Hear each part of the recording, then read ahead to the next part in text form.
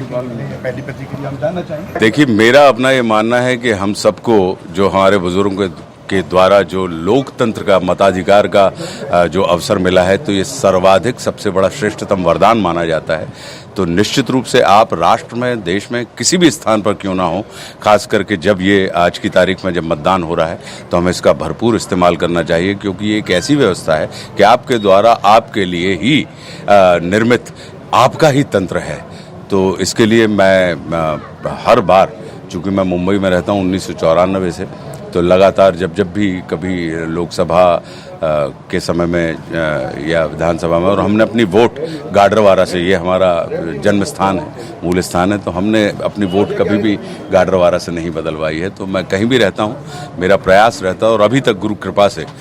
मेरे सारे के सारे प्रयास फलीभूत हुए हैं और मुझे वोट डालने का अवसर मिला है। मैं निश्चित रूप से ये कहना चाहूँगा कि आप अपने मत के अधिकार का कहीं पर भी हों इस्तेमाल करें, उसका प्रयोग करें, क्योंकि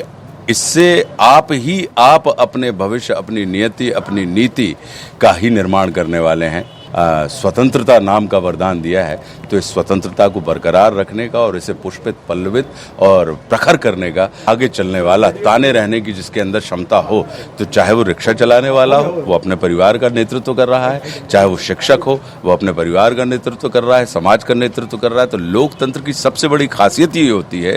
कि चाहे वो सड़क पे खड़े रहने वाला आम मतदाता हो, जैसे आशुतोष राणा है, वह भी नेता है, और सदन में बैठने वाले हुए जो मतदाताओं के द्वारा चुने गए वो व्यक्ति हों, वे भी नेता हैं। तो सड़क अगर जगी रही तो संसद सजी रहती है, और संसद यदि सजी रही तो सड़क जगी रहती है। तो तात्पर्य ये है कि हम सिर्फ उस नेता को, हम परिधान या सिर्फ उस अवस्था की, ये जो नेता जिसको हम कहते हैं लीडर का मतलब होता है लैडर यानी सीढ़ी, कि जिससे आप नीचे से ऊपर की यात्रा कर सकें। तो हम और आप सब कहीं ना कहीं नेतृत्व वाली अवस्था के लोग हैं। तो मैं इस चीज़ में अखंड विश्वास करता हूं कि लोकतंत्र की सबसे बड़ी विशेषता है कि चाहे सदन में बैठा हुआ व्यक्ति हो या सड़क पर खड़ा हुआ व्यक्ति हो, इनके अंदर नेतृत्व की क्षमता होती है। क्योंकि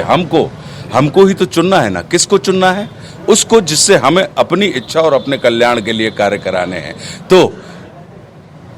जो चुन रहा है उसको ज्यादा बुद्धिमान होना पड़ता है, ज्यादा प्रखर होना पड़ता है उस व्यक्ति से। अगर हम आपसे कहें, आप जिन टीवी चैनल्स के लिए काम कर रहे हैं, न्यूज़ चैनल्स के लिए काम कर रहे हैं, तो निश्चित रूप से ये कहीं ना कहीं आप अगर प्रखर नहीं होंगे, तो आप जिस